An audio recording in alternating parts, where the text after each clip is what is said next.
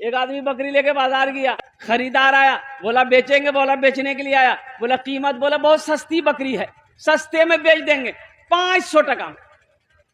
तो खरीदार बोला कि रे वाह, एक रोदी में आँख खराब चलेगी, ये 500 टका में बकरी बेची।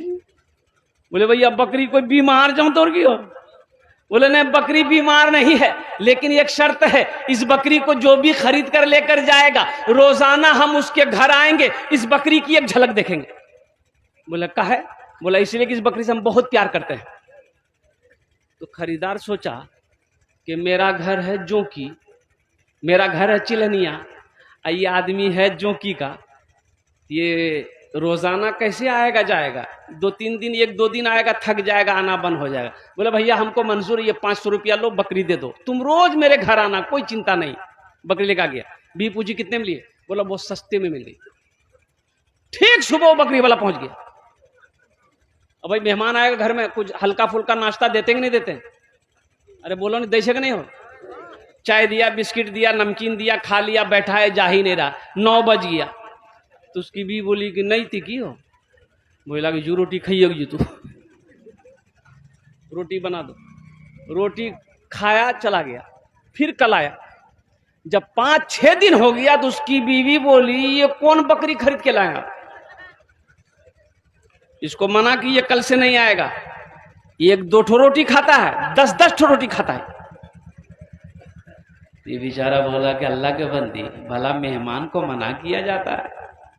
अच्छा अब आना बंद हो जाएगा। हफ्ता दिन हो गया, बीवी बोली अब मुझसे बर्दाश्त नहीं हो रहा, इसको यह बोलिए कि कल से नहीं आएगा। बोला अच्छा एक आइडिया मेरे दिमाग में है, बोलना क्या? ये आइडिया ऐसा आइडिया है, अगर हम लोग इस्तेमाल कर लेंगे तो उसका आना ही बंद हो जाएगा, खुद ब खुद आना बंद हो जाएगा। बोला क्या आइडिया? बोला आइडिया यही है कि ये बकरी ले जाकर कल पड़ोसी के यहाँ बांध देंगे, हम दोनों बैठकर रोएंगे, वो आने वाला पूछेगा काहे रो रहे हैं, क्या हुआ? हम लोग बोलेंगे भैया किस्मत खराब थी, वो बकरी मर गई। और जब बकरी मर गई तो आएगा? अरे बोले भाई बकरी मर गई, आएगा? दोनों बैठा रो रहा है, आने वाला पूछा क्या हुआ? बोला भैया बहुत किस्मत खराब, जे रब बकरी ले ला, बकरी मरी गई।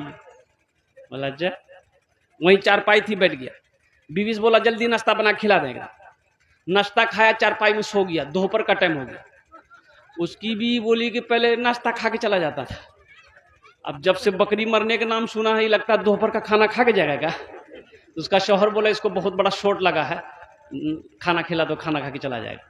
खाना खाया, फिर चारपाई पकड़ लिया, रात हो गई। तो उसकी बीवी बोली पहले एक टाइम खिलाना पड़ता था, अब 3 टाइम खाना खिलाना पड़ रहा, इसको बोलिए घर जाएगा कि नहीं जाएगा? बोले कैसे? बोले मेहमान ना है, सुबह चला जाएगा। सुबह नाश्ता खाया, फिर चारपाई पकड़ लिया, तो ये बेचारे मजबूर होकर करीब गए। बोले भैया एक बात बोलो। बोला घर ने जो होगी।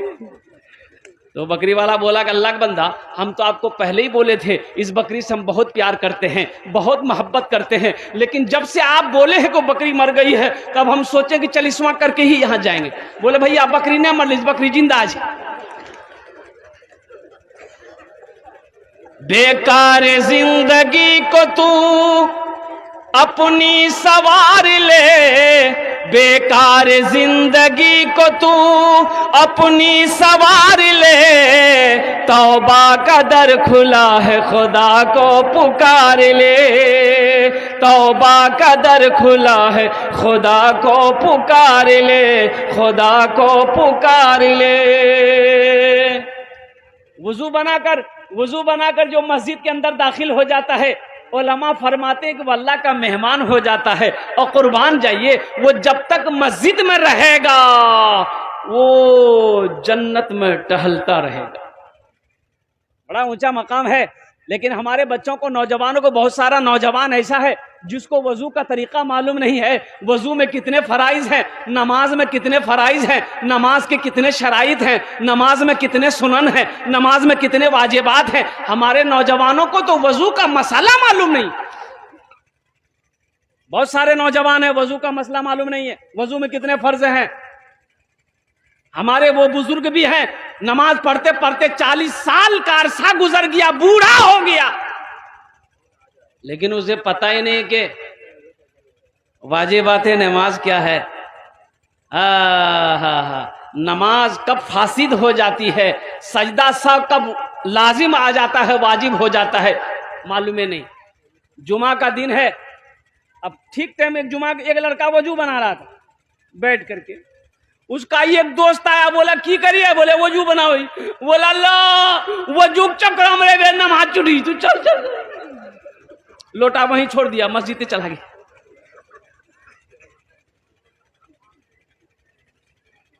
भाई अब वो नमाज पढ़ेगा, नमाज होगी? अरे बोलो ना भाई, नमाज पढ़ेगा, नमाज होगी? बगैर वजू का जाके जमात में खड़ा हो गया, एक रकात छूट गई, एक रकात मिली, तो सलाम के बाद अपने दोस्त का शुक्रिया अदा किया, ए भैया ठीक है बोल रहा थे, या अल्लाह कर मुझे वजू भले नहीं बेले ना, अब वजू बने लान तो ये को रकात नमाज नहीं मिल रहा था बड़ा। नमाज हुई? अरे बोलो भाई नमाज हुई? इंशाल्लाह वादा करो कि हम लोग सही तरीके से वजू बनाएंगे, इंशाल्लाह बनाएंगे। वजू में 4 फर्ज हैं। कितने फर्ज हैं बोलो? पहला फर्ज चेहरा धोना, पहला फर्ज। दूसरा फर्ज हाथ धोना। कहां तक हाथ धोओगे? यहां तक।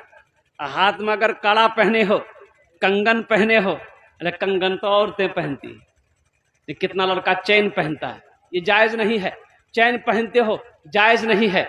और कुर्बान जाओ, ये दूसरा फर्ज है हाथ धोना। और सुनो, नबी पाक ने इरशाद फरमाया कि हशर के मैदान में एक आदमी का ओहो चेहरा चमकता हुआ नजर आएगा। हाथ वजू में जहां तक धोएगा वो हाथ वहां तक चमकता हुआ नजर आएगा। सुभान अल्लाह बोले दमाज। वजू में आप जहां तक हाथ धोएंगे, यहां तक धोएंगे, यहां तक चमकता हुआ नजर आएगा। अगर आप यहां तक धोएंगे तो इंशाल्लाह ये भी हाथ आपका चमकता हुआ नजर आएगा। ये दूसरा फर्ज है हाथ धोना। तीसरा फर्ज है सर का मसा करना, चौथाई सर का मसा करना, और चौथा फर्ज है पांव को धोना। तो कै फर्ज हुए भाई? बोलिए कै फर्ज हुए? और गुस्ल में कितने फर्ज हैं? अगर गुस्ल ना हो तो वजू होगा। अगर गुस्ल नहीं हुआ, बदन पाक नहीं हुआ, वजू बनाएंगे, वजू होगा। और वजू नहीं हुआ तो नमाज होगी। इसलिए जानना जरूरी है।